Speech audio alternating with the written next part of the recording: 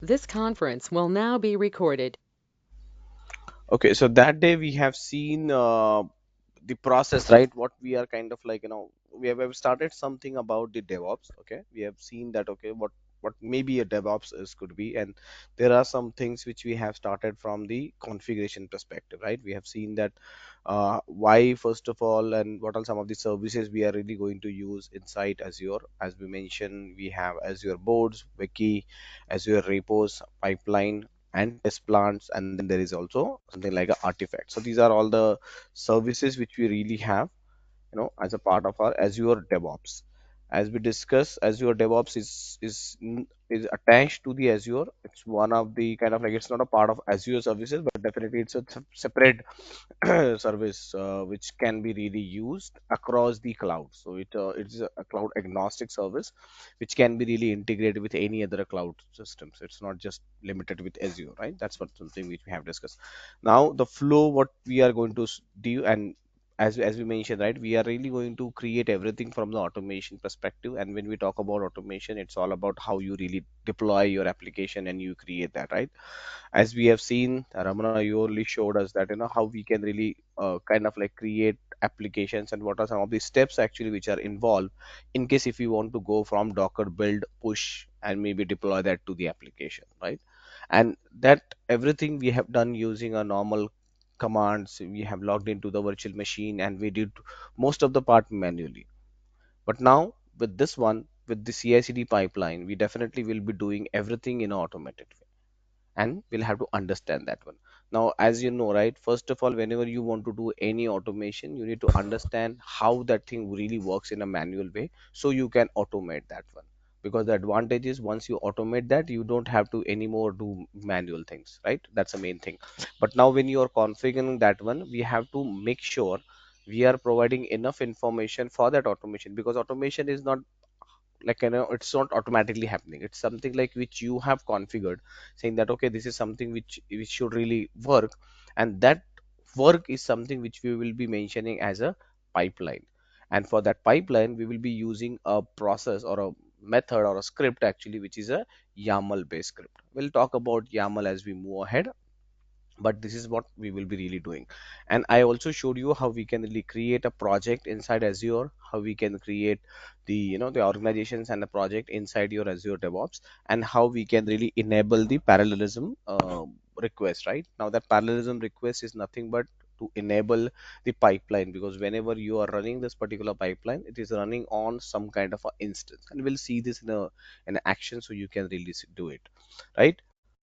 We have seen that, when we are really trying to connect to this Azure to DevOps, it's all about how you really going to connect. Because as we see that there are a couple of options we have already seen, right? We can log into Azure using our portal, using our email address and password.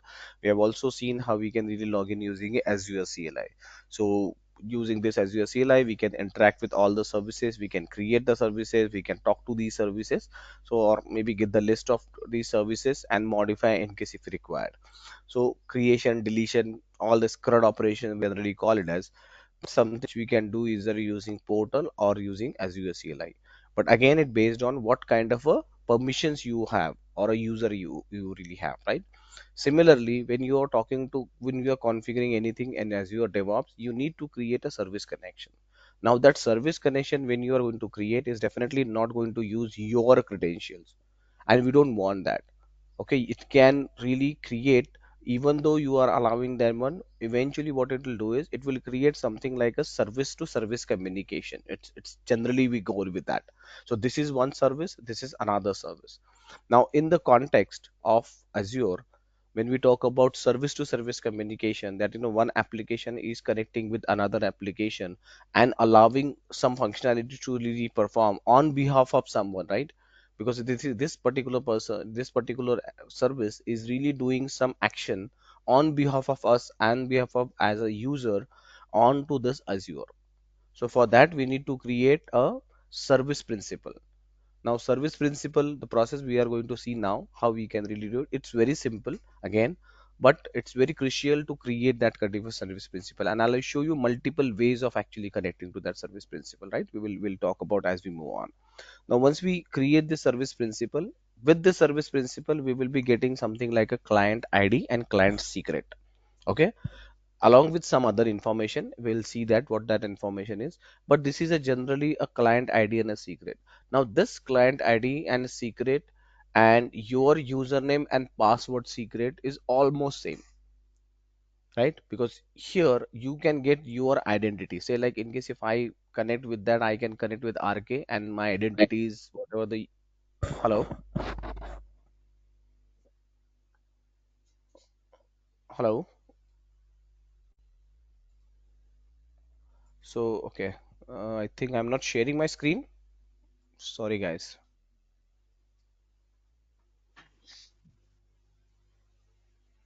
I forgot. Please tell me in case if I'm not sharing. Okay, sorry, no issues. Okay, sorry. Yeah, so I was actually going through this particular piece. So when we talk about your, your Azure DevOps, you have this pipeline which we have. Now you can see the screen, right, guys? Yes. Hello. Okay, perfect. Yeah. So as we are saying that you generally go with the Azure, you have all the services when you are really going to create, and we have in Azure DevOps we have these six services, generally we call it as, right? Now these six services is something which we can connect to, but these two are the one which we are heavily going to use in this particular system.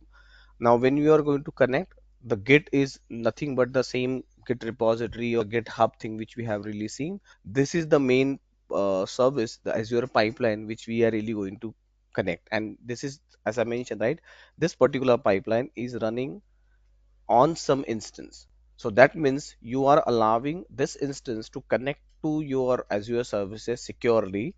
Okay, so it can perform some action. Otherwise, without any access control, you cannot really do anything. And that's what generally we call it as a service to service connection. And in the Azure thing, we have seen that you can create a normal user who can connect using Azure portal and Azure CLI. However, when you don't want to create one service to service connection, you need to create something like a app registration or a service principal. Okay, so service principal and app registration are almost same. When you create this app registration, what you are really trying to do here, you are allowing one application, okay, to connect to your Azure or any resource group, whatever in that regards, okay, from this particular system or a service, anything. It is not just Azure DevOps. In case if you have any application which is deployed on your a scenario could be, you have a on-premises virtual machine, or maybe I'll just take out this one. You have some on-premise VM, okay, and you have deployed some application on, or maybe you have created some database Azure DB, right? You have created this Azure DB. Now what you are trying to do here is that you are trying to connect to these services.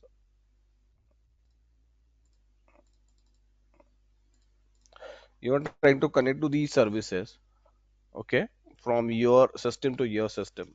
You can actually use something like an app registration here in between. So this on-premises application, whatever you have, it can connect to your database along with your, your strings and everything. Because here you will also need connection strings and everything. That is all possible. But here, this is what something which we have seen. Now, exactly same thing we have did right. In case if I wanted to connect to ACR, that time also we have seen that we have created this virtual machine. On top of this ACR, when we try to connect, I have to really log into this ACR using my Azure credential. Then only it allow me to pull or push anything from this ACR. But this is like my identity I'm using. In case if I want to allow this virtual machine automatically pull and push everything, then I'll have to assign the permission to this virtual machine as a service principal, and then it can really run. Okay, here also we are going to create the exact same thing. We are going to create one app registration. We are going to create that app registration as a service principal. Now this service principal will have client id and client secret, as simple as that, right? It's like a username and a password. Okay, now again this username and password then become a very critical concept, because in case if you do not really, if you provide this client id and secret, anybody can really connect to your system, okay, using from anywhere, because there is no restriction as such. if but the only restriction is the permissions, what kind of a permission you are really providing. But say like in case if you provided this client ID and secret or this service principal to communicate with your production one, okay, and you allowed it to give them a contributor access or a reader or a, maybe a admin access or some kind of a creator access, definitely anybody can use this client ID and secret and can destroy or can do any changes in your system. So we have to be very careful. There is another secure way, we will also see that, but this is what the mostly used kind of like a process which currently your people are using. Okay, now when we talk about this one, the service connections, once you create this client ID and secret, you will use that client ID and secret to connect something like a service connection in your DevOps, so you can communicate back with your services. And we'll see that as right as we move on, we will see that how we can really do it in the portal. So far with me, guys, any questions?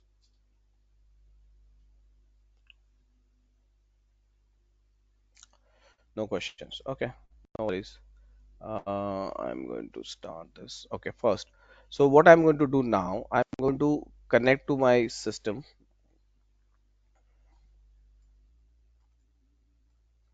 I will go back to the 1 minute. Then I'm going here. I'll go back to my services. Okay, now here we are in a new window and we're saying dev dot not this one. Rohit, I'm Rohit, going sorry for to disturb. go So, to yes, Docker is completed. yes, go ahead. I mean, Docker is Docker is not completed. completed. No, no, no. Docker is not complete. No, Docker, yeah. The basic of Docker is completed. Definitely, we are going to now see how we can really build the Docker images using the Azure pipeline. So now you are in Azure Pipelines, Azure DevOps now. Yes, yes, Azure DevOps. Correct. Okay, okay. Okay, so let's go here. Okay, now here, as we can see that right, I've showed you that we can create a separate ones. I've created this particular project actually inside our systems. I'll just click on this project. Now, once I have this project, as we can see that there, right, we have created some repositories here. We can see that, there is a repository which we have created. Now, I showed you how we can really do this particular thing. So in case if you want to create a new repository, you just click here, go to import new repository, right? Here you can really go and connect to my repository, whatever I've shown you. So GitHub, if I go back here, I have this repository, correct? So you have to copy this and copy this particular URL, whatever you have, go back to your system, post it here, and use change this to select just the Git, and then import. Now, once you import, definitely that time it can really import it as a part of this Docker repository in your system. Now, under this one, right? Under this one, we have multiple repositories, as I mentioned, or multiple Docker files actually, which we have already configured, right? Every system, you have a Java, you have you have Java Docker file, you have your Node.js application, you have this PHP application, Python application, so a bunch of applications which we have already configured here, which can be useful, and you can really create that pipeline, right? And then I also showed you how we can really create a pipeline. So let's try to create a pipeline here. Okay, I'll go back here in the pipeline. We have seen one pipeline created there. I'm just going to delete this one. I don't need this. I'll recreate this particular pipeline so we can see how the pipeline can be really created. Now I'll click on new pipeline, and we are going to select the existing code which we have inside the Azure repos. I'll just click here. Now I'll click on Docker because that's a repository which I have. And if you can see, right, it's already having one kind of like pipeline or the pipeline which I have already created, right? And that day I showed you. Let me make it little smaller so you can see this. Okay. So we have seen that how we can really create this particular pipeline, right? In case if we want to really recreate this particular thing, I'll go back to my repository because it was already created. I'll go ahead and delete this one, or I'll make this, or I'll just delete it one. I'll just delete it. I'll say delete, I don't want this pipeline. I'll recreate the pipeline. I'll go back, I'll create a new pipeline. I'll select the Azure repos. I'll select the Docker again. And here it is giving me the predefined pipelines actually which can be used. Currently, if you see, we are going to create something like only a Docker push and build and push. That's the only thing which we are really trying to do. And that for that one, what we did in the past, we created a virtual machine, we deployed all the Docker and all those things on that virtual machine. Then we created like run the build command, we pulled the everything in the Git repository, we run the build command, then we connected with ACR, and then we pushed it. So everything was a manual step, right? Now that entire manual step we are going to kind of like convert into a more automated way, and then that will also happen whenever I'm going to change any code, anything which I'm going to change, definitely it will going to change this stuff. Perfect, right? So let's go back and let's click on this Docker thing. Now, as I can see, the moment you click on the Docker thing right here, I want to build and push. It is automatically connecting to my subscriptions, whatever the subscription I have. I just click on the subscription. I'll say continue. It is going to going to connect to my system. Using the system which I have. I'll just use this. Okay. I'll say next. Then password again and say next.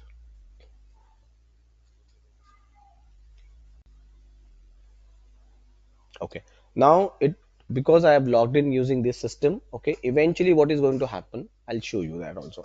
So you can see the container registry is there. I'm going to select the container registry which is already available in my system. I'll just click this name of the image which I want to really tag. This is the tag which I have used. So I'll just going to say the name of the image will be web app.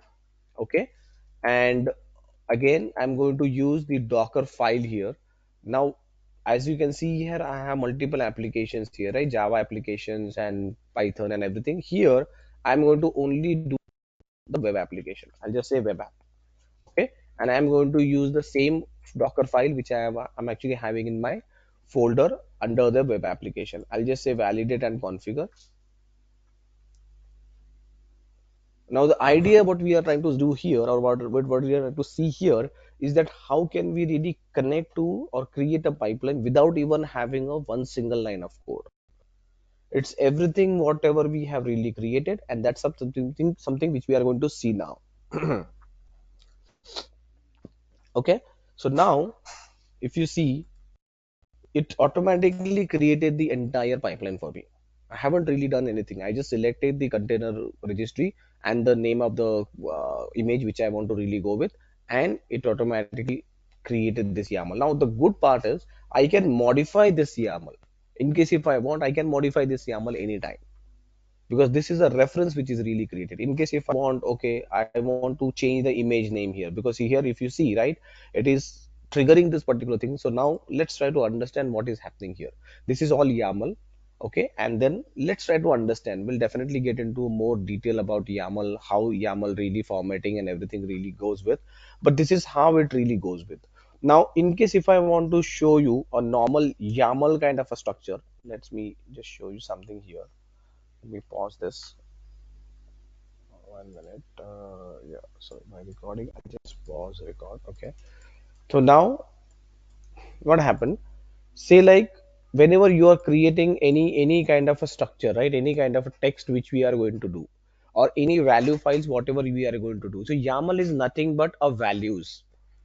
Okay, now those values can be specified like in your PowerShell script, right? We have seen that in case if I want to run some command like az group create, right, and I'm saying hyphen hyphen name is equal to whatever the rg name I'm having, right, rgrk, and then hyphen hyphen location is equal to say like west us. This is the command we have seen, a basic command to really create my Azure resource group, right? This is something which we have seen. Now, as I mentioned that when we are trying to create one more thing, right, and I want to create ACR here. So what have we seen? ACR create, and then we are again giving a name, hyphen name, and that ACR name is ACR RK demo, something like this. And again here we need to really provide something like a resource hyphen group, and then I have to use the exact same name here, RGRK. So I have to use RGRK. Okay, and then maybe SKU is something like hyphen SKU is standard. We just use this one, right? Now this particular thing, what it is happening here, we are first of all using all this variable driven things or maybe a normal things manually. In case if I want to convert this into more as a script, what I should really do is I should really provide something like a RG or RG name. Okay, RG name, something like this. I'm just providing RG name equal to, and here I can just mention RK, RG and RK, and then maybe ACR name equal to ACR RK demo, and my location, whatever, I can just put up location here equal to say like West US. Okay, and maybe SKU, right? Again your SKU equal to standard. Correct. Now I'm using this kind of variable, so I can use these variables here now. How can I use? I can just mention dollar here, because that's where we really start with anything here which will differentiate my system. So I can say dollar location, dollar ACR, dollar SKU, dollar ACR name and SKU location, everything. And then here I'll just update the locate whatever the name I have. I'll just copy this and I will paste it here. Say like I will again copy this and again paste it here, and again copy this ACR name and paste it here. Sorry, ACR dollar ACR name resource group. Now I can really use this parameter things, okay, and copy this. Now answer me, what is the advantage of using this approach? What do you think is the advantage of this approach? Anyone? If we go with this scripting, what are we really trying to do here? We can give this name like dynamically, like anywhere. Exactly. That's the main thing, right? We can really dynamically provide this one. Second thing is, in case if I want to give you the script, right? I give you the script and I tell you, hey, what you do, you actually create the resource group based on whatever information you want. And as a user, because as a developer, you might not be knowing that one, right? You might be, so if you remember, right, in the Python application when we deployed for the SQL one, I have give you four variables here just to update, because as a as a normal user you might not be familiar with the the entire code which is really happening. But I am want to make it simple, so tomorrow in case if someone comes to my code and he just have to update these variables, that's it. You don't have to worry about anything, and that is the main reason that you can pass this variable from anywhere, and you can allow users to really pass it whatever they want. So tomorrow in case if you say no, I don't want this one, I want something like Deva, or maybe something like a Ramana, whatever you can really create. So it's like the moment you change this variable, your entire application really get changed. Okay, because this whatever you are really doing here, it's the way how you really mention. Now exactly same thing really, this functionality goes with any kind of a application or a YAML file which you are really going to use. Now YAML is what? YAML is not this section, because if I convert this into two sections, the first section is what? The first section is my variables, and second section is my actual program. Making sense? This is my actual program which is running. Say like in case if I give you one file, if I tell you, hey, you have to do one thing, you don't have to worry about this piece, don't learn about this thing, this is a very complex programming. I am giving you just one file, and you have to just update these four things, that's it. The only thing is, what I am expecting you to do is, only thing is you have to make sure that you are providing all this information. properly. Because inside this one, what is going to happen, I'll tell you. Say like in case if I return a program, now as a expert programmer, I'm returning this one. What I will do, I will assume that in case if you do not provide this key, because there are some certain parameters which are required and some parameters are optional. Now how can I define that optional uh, and your kind of like the default? So I'm just giving example. Example could be, say like in case if I ask you, hey, if you provide me, and as a developer I'm doing it right now, right? This is a very complex, this is very simple for now, but I'm making it complex. How? I will add up some logic here. What kind of a logic? First of all, I will say if, okay, I'll start with some statements here. If rg name, dollar rg name, okay, is not available, I'll just say is not available, okay, then, okay, available, then fail this program or don't run, this program. So that means rg name is become a mandatory thing here. So if I just mention something like this here, this is my mandatory field, correct? If you do not provide this information, my program will not go ahead. As simple as that. So you have to provide rg name. Second thing, you have to mention that you are providing that in an exact same way. You cannot really change this. Second thing, I want you to really follow this standard. These are some of these restrictions I'm putting up while you are putting this information, because I don't want you as a user to really do anything. No, I want to specify you that, okay, look, when you are creating a rg name, dollar rg name or resource group name, you have to give it under a rg dollar rg name, and this is I'm allowing you to really create. Okay, I'm just giving you the reference, a documentation, and this documentation you need to follow, saying that okay, rg name should be this, and then when you are creating a rg name, it should be all capital letter, it should be all hyphen, it should be am, it should not have any space, it should not have any kind of special characters. I'm putting up all that restrictions as a documentation, so you can refer the documentation and can use it. Second thing, I'm going with the location. So say like in case if it passed, first thing, it passed, everything is fine, rg name I got, then check if the location is provided. Yes, location is also provided. Now in this location, as I mentioned, we can see only west and all the available things. Do you think if I provide something like East India or whatever, I'm just providing, like maybe Hyderabad for example, if I provide Hyderabad here, do you think it will work? It will not work, because there is nothing like a Hyderabad in location for the Azure. It has to be something like a South India. Cannot be Hyderabad, or it cannot be Mumbai, or it cannot be Noida or something like that, or it cannot be London. No, they don't have it. They have everything like UK, US. They have mentioned that particular standard. You have to follow that standard, and then it will also check if the provided is this thing, and okay, in the accepted then proceed. Then it will proceed. Then it will check third thing. Okay, you're creating a ACR. Now you provided a ACR here. Okay, that means, and then it will understand that check if there is anything like if ACR is available, ACR name is available, something like this, right? If ACR name is available, that means I'm checking whether the ACR name is available. I'm saying yes. If ACR name is available, then run this command. Otherwise, don't run this command. Perfect.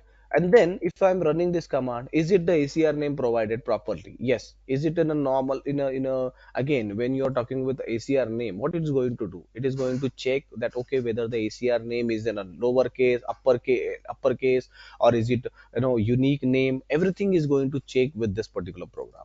And now I'm making this program very, very complex.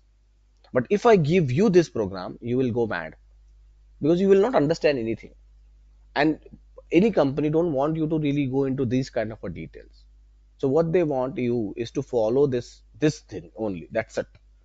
So when you talk about these things, that time they really launch another kind of like a way of providing the parameters. And that parameters, it could be something like either a JSON, okay, or YAML.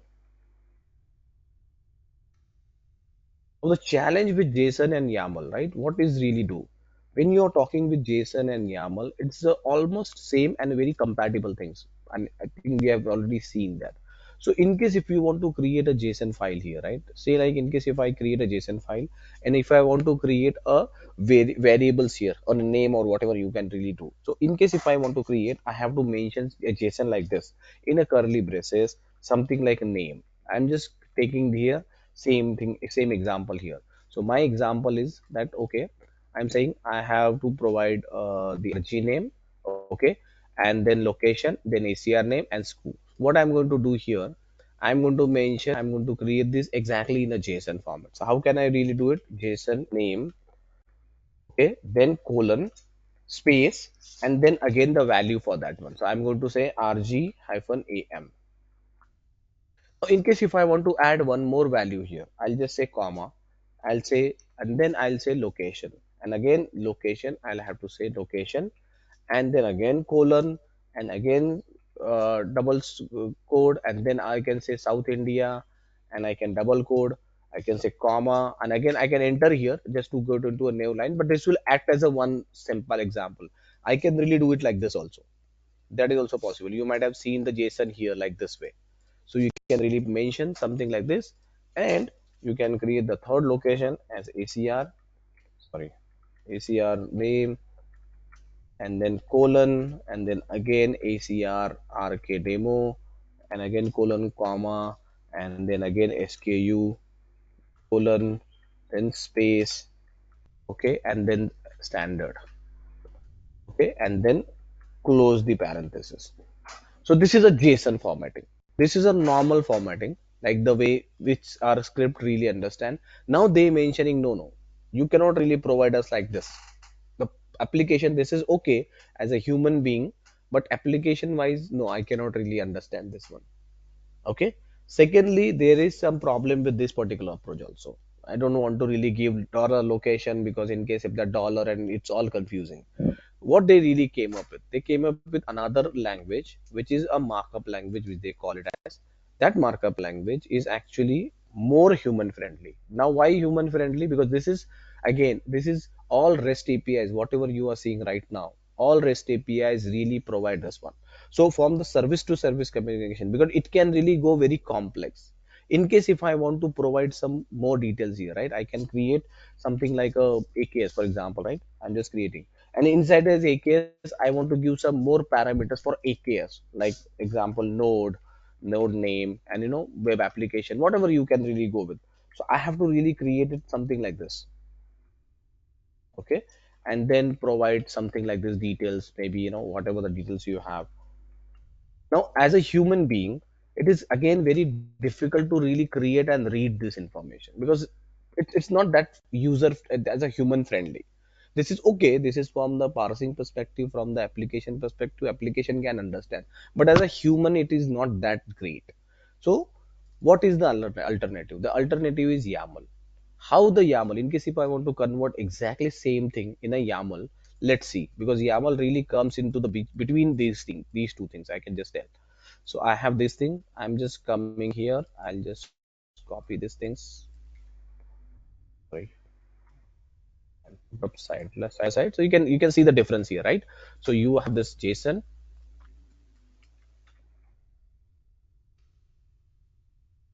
we have something like a YAML here, and these are,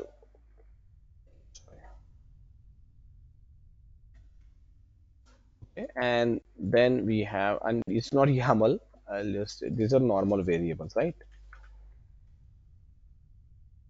which is in PS variable. Now how YAML really written? YAML is very simple. RG, say like in case if I want to put up something like this, RG colon space RG hyphen AM. That's it. Enter. The second line, I can say location colon. Here just I'm using colon space South India. ACR name colon. I can also use double quotes or single quotes in case if I want to specifically mention anything. Otherwise, if you don't put up anything, it will accept that. It's not like you have to use double code or single code. So I can mention something like this: ACR demo is also fine, or I can use double quotes here.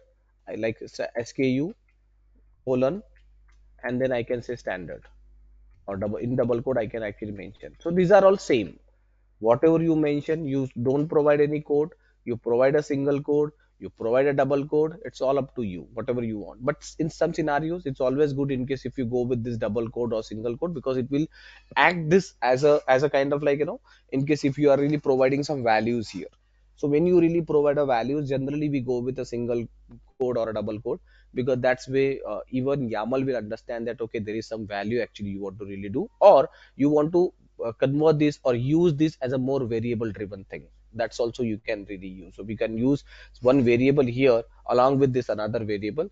That is also fine. For example, I want to use this ACR name exactly by name of RG name and the ACR. So what I can do, I can really provide here something like this dollar, okay, RG name, and then I'll just say ACR, something like this. Now what is going to happen? So it will use the same RG underscore hyphen AM, and then it is going to add ACR here. That's it. I can use this. So that time the single codes or double codes are really useful. In case if we have only one single value, put up this one. But if you have multiple values, I think putting up inside this double code is more beneficial and more kind of like accurate. But in case if I just give you a normal thing here, right? I'll just say simple thing here, RG hyphen AM hyphen ACR, something like this. Now you tell me which is the best option, JSON, YAML, or your variables. What do you think? Which one is more user friendly or more user uh, kind of like as I mentioned, more human readable? YAML. YAML, right? Because that's very simple, and we can see we just have to follow one thing here. We just have to make sure that the name what we are really using, it should really end with the value. So here the idea is that, as we can see here, it is a variable we generally consider as a key. Okay, it's a key, and then colon value. You just have to mention these two things, key and a value. It's a key value pair, we generally call it as key value pair. Okay, so we have a key here, we have a value here. So whatever here the key is, RG name is my key and this is my value. Why this key? Because this key is eventually considered or added inside my program. Perfect.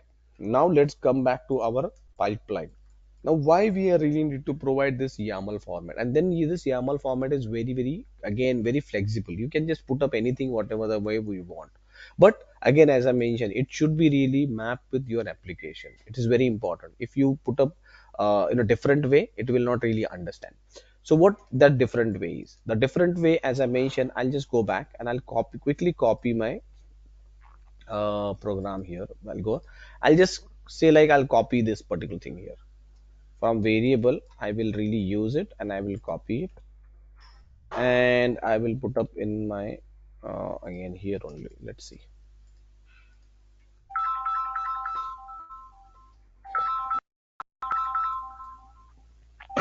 Just 1 minute, guys. Huh? Hmm. 1 minute.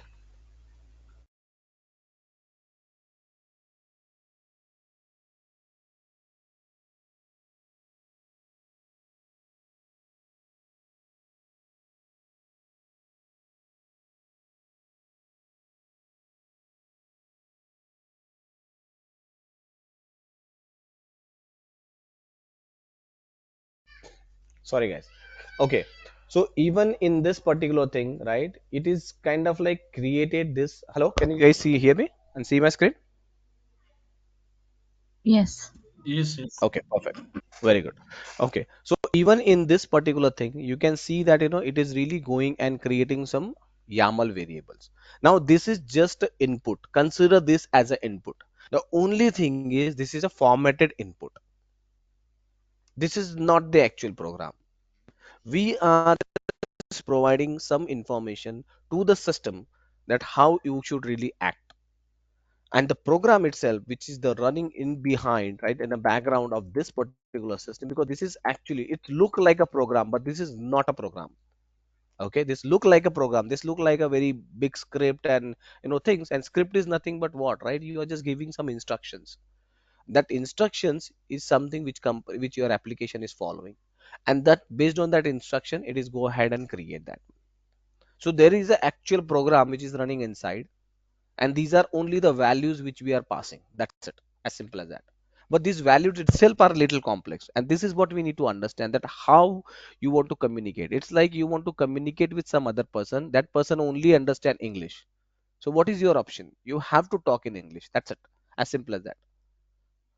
Okay, so your program understand these kind of a functions or variables, or whatever you have. So in case if I remove these things, I'll just break it down here, right? I will just make it more easy for us to really understand what is going on here.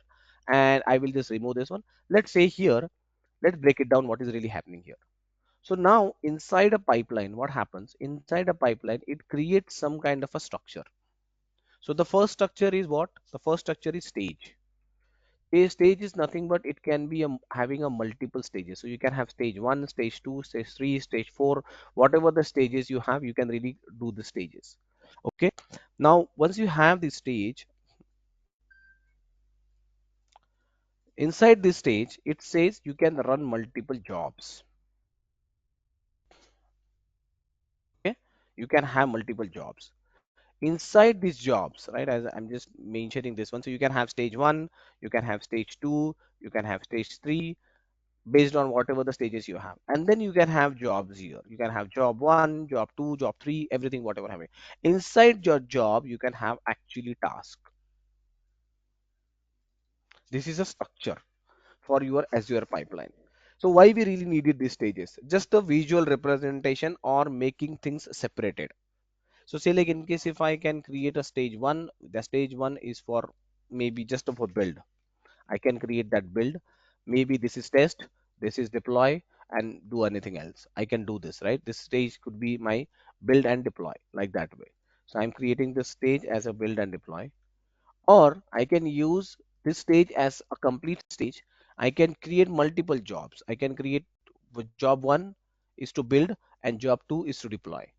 Or I can create task, or I can create just one stage, one job, and multiple tasks here, right?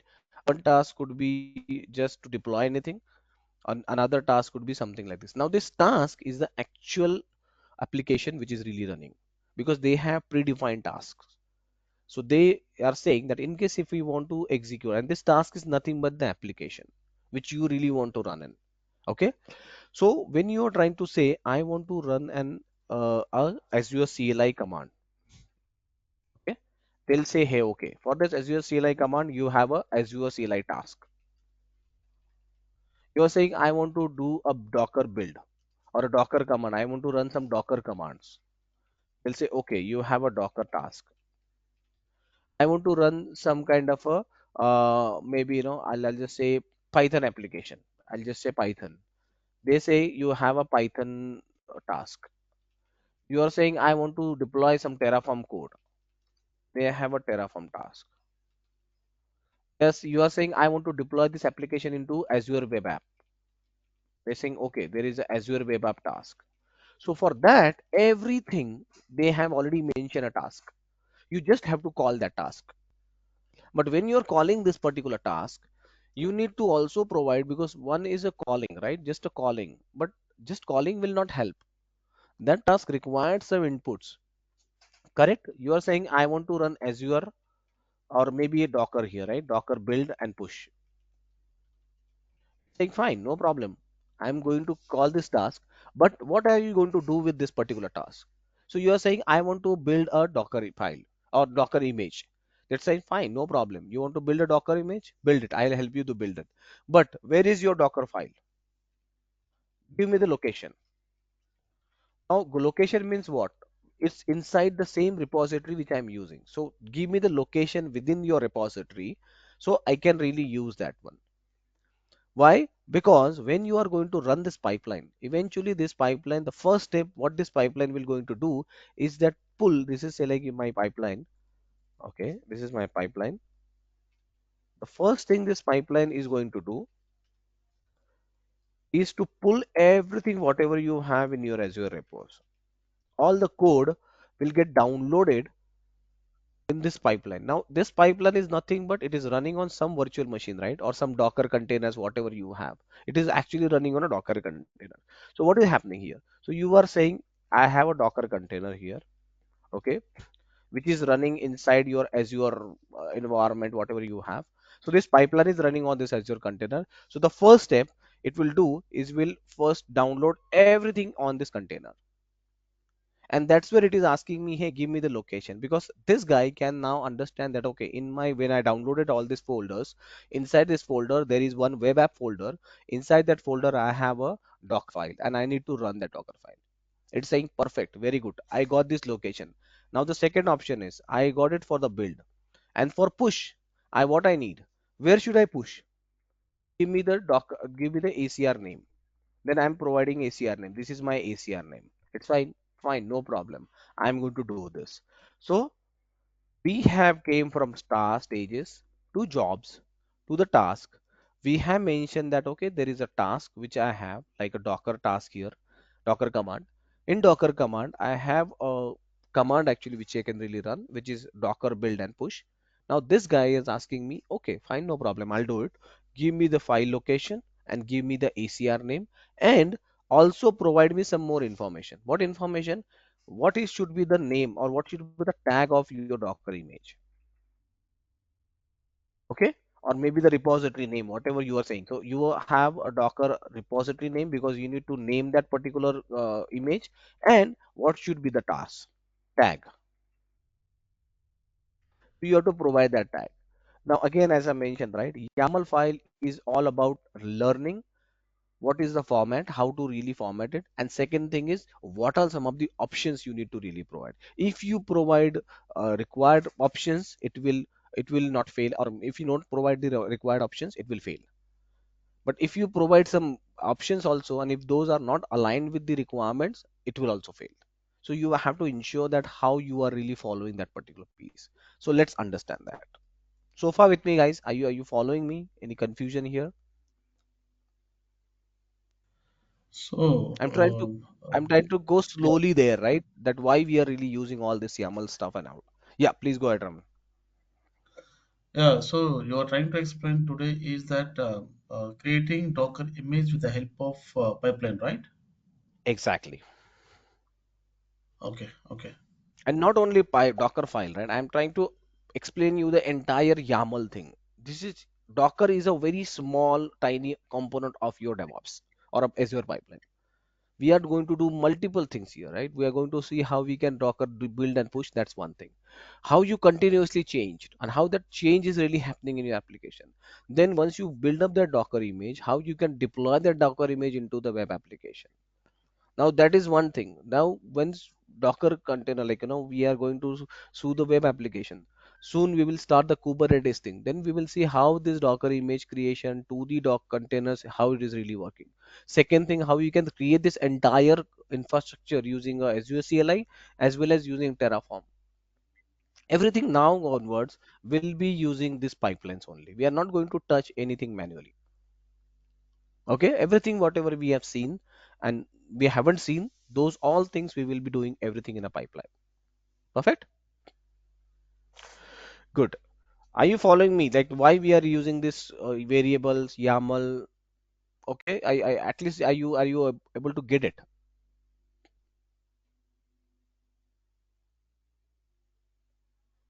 guys? Yes or no? ML is again a big topic, right? So they're a bit we are able to understand, but they're a bit confused about this YAML file. So once we get into Okay. the ML, then we'll try to understand better way. Yeah. Okay, but how this structure is really happening, are you able to get it? Mm. How this transformation is really happening, like why we are using a YAML file, that is important. I know this So is something which instead of YAML file, we have classic things also, right? In no, Azure. that is done. That is gone. Mhm, mhm, mhm. It's not supported anymore. Classic is not supported anymore. Okay. So Azure DevOps earlier it was usually used the classic way, but now it's not any way support. But again, as I said, right, as we move on, you will see that for now, as I mentioned, right, have we so this particular thing we have created, this YAML file I have created. But did you think that I have written this YAML file? Mhm, Is it something which I have written? No, right? This is a system generated. System is already giving you all the help. You just have to understand that okay, now in case if I want to make a change, I should be able to learn that okay, how can I really do it? The only thing here, the only thing in YAML is a very important is a indentation. What do you mean by indentation? The indentation is that the position of your variable, position of your application, or the values which you are really putting up. So in case if here, if I say right here, I'll just start with from this particular thing. First thing, what is it really actually having is I'm having a stages as I mentioned here. I'm going with just one stage. So here I just have one stage because I'm just doing a build and push. So I have one stage. I'm giving a name to this stage as a build, as a ID. This is my ID and this is my display name. Okay, once I have this ID, because ID I can refer to another build stages also, right? In case if I want to make sure that this particular stage should really run first, then the next stage we can really do that. So that's why we need something like a ID here. Okay, we are providing ID, we are providing a display name. Now display name N should be capital here.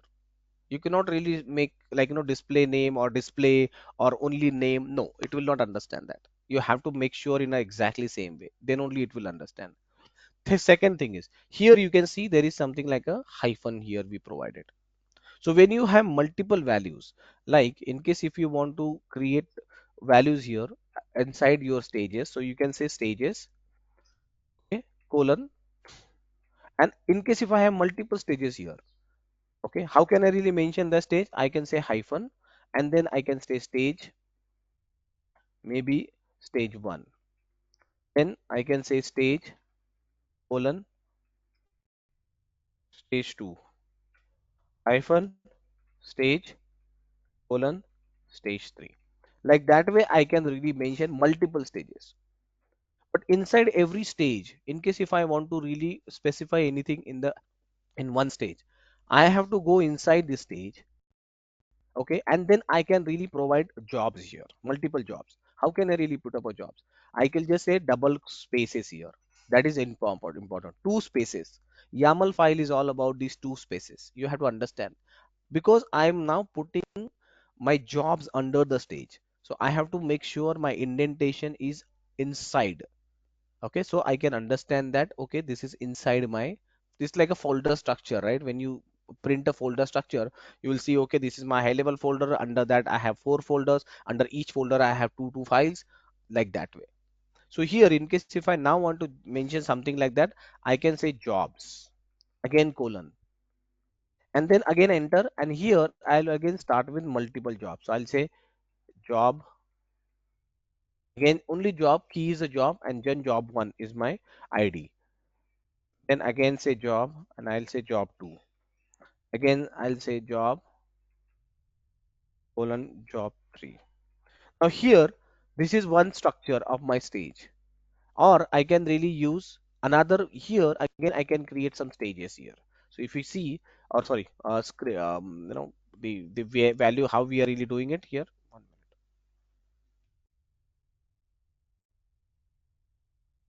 minute. Okay. So we can see here, right? It is now giving us the steps and then task. So here also we can really do what is happening. Okay, so here we can go to enter, then here at the same space job I can have steps, and under steps I can also have your tasks. Now here task, and then I can have task 1, then again I go here, I say task 2, like that way. Perfect.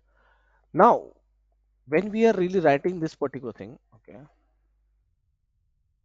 when we are writing this particular thing, Okay, when we are writing this particular thing, we can see now stay under the stages. I can exactly copy paste everything whatever I have. I can create the exact schema inside my another stage also. So I can just copy these jobs and I can go to stage one, stage two, something like this, and I can just paste it everything here. So my structure is now built up. This is how I have to really make sure that my structure is there and we can really go it from there. Perfect, guys. I know this is too much of theoretical thing.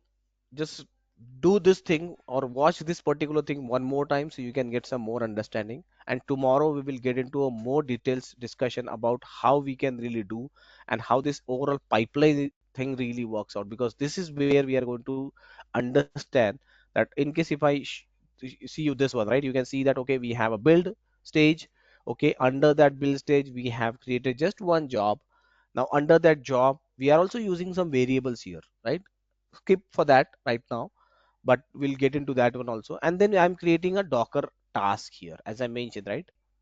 Now inside this task, I'm just putting a display name and I'm giving some inputs, which is very important. That's what I said, right? Every task requires certain inputs, and those inputs are also should be in a way that how I'm defining this one. Like for example, here I'm giving the command, because in the Docker task, I can have multiple commands. I can have command like build and push. I can have only build. I can have only push. Everything can be really there.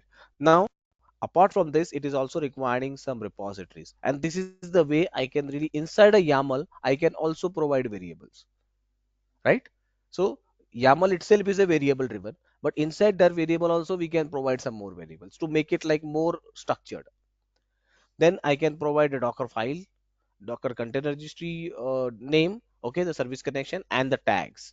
And we'll see this in a great how this really looks like in a portal. That's something we will see. Okay, perfect, guys.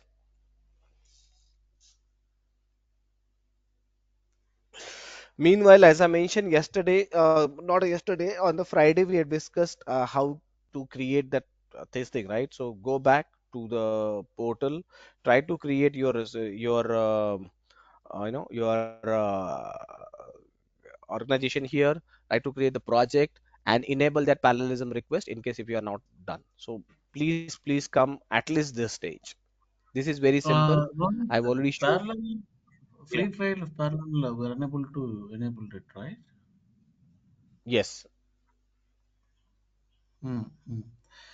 Were you there So on I the think Friday? I think you were not there on the Friday, right? I've no, showed you due that to how we some can really do it. no, due to some personal work, I was No, no issues, leave. no I mean, issues.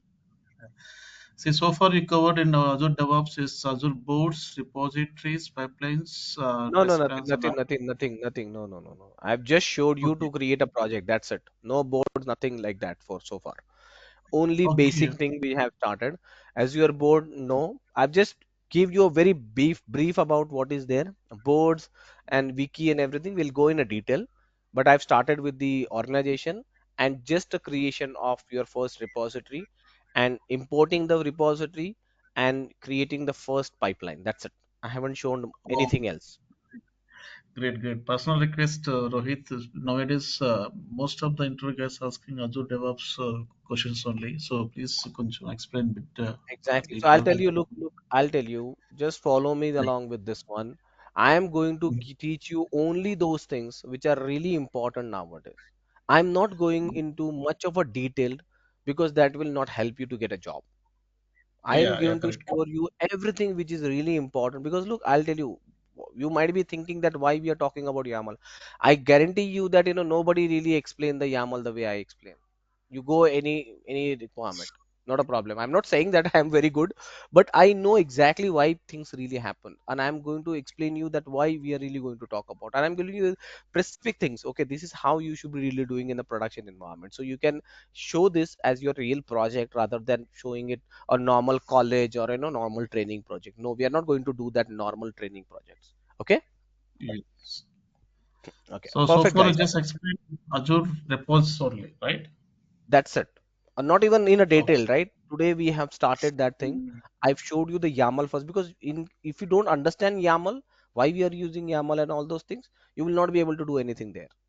As simple as that. Yeah, yeah, ML we know the purpose of using, but actual writing means we Not but really you. don't know. I'm specific. Not you. Others also. I'm sure Yeah, there are yeah. others like who haven't maybe known about YAML till date. So they might be hearing Yes. this first time. So I have Mm. to really take care about everyone here. Yeah, correct, correct. Perfect, guys. I think that's it for today. We'll connect tomorrow, and please make sure you have all these things with you. Okay, so that's important. Sure, sure.